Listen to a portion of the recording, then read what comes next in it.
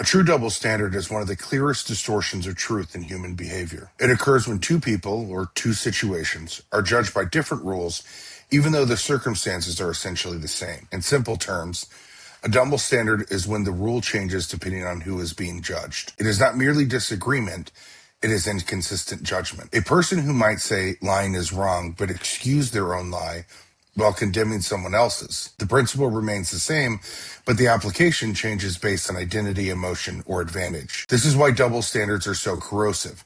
They break the relationship between principle and behavior. A real double standard has three parts: stated principle, two similar situations, and a different judgments applied. The rule becomes flexible only when it benefits the person applying it. This usually happens when personal truth replaces objective evaluation. People begin protecting their identity instead of pursuing reality. The moment the mind shifts from what is true to do I protect myself, double standards begin. Double standards rarely start from malice. They usually come from psychological protection. Several forces push people into them: ego protection, tribal thinking, emotional bias, and shame avoidance. Double standards are used in relationships, arguments, politics, and social conflicts, often without realizing. They become moral weaponization as a person holds another to a rule they refuse to follow. They can also be selective accountability, where one person must apologize and the other never does. They can be used as narrative control, where facts are interpreted differently depending on who is involved. Finally, they can be used to establish relationship power,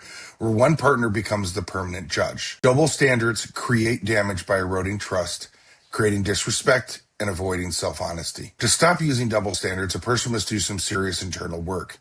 It requires radical self-honesty by asking if you would judge another the same way that I would judge myself. It also requires putting principles before identity, instead of assessing who is right and figuring out what rules should apply to everyone. Fairness can only exist when principles apply universally. Otherwise, they are not principles. They are preferences. A person must exercise humility. Humility is, in fact, the antidote to double standards, as humility accepts this uncomfortable truth: I am capable of the same flaws I criticize in others. When people accept that reality, their judgment becomes more balanced. This is the same humility required for real behavioral change. Ask yourself, if I did this same thing, how would I justify? How would I judge it? If the answer differs from your response, then a double standard is present. But this requires evaluating from a place of truth and the confrontation of perspective from the point of reality.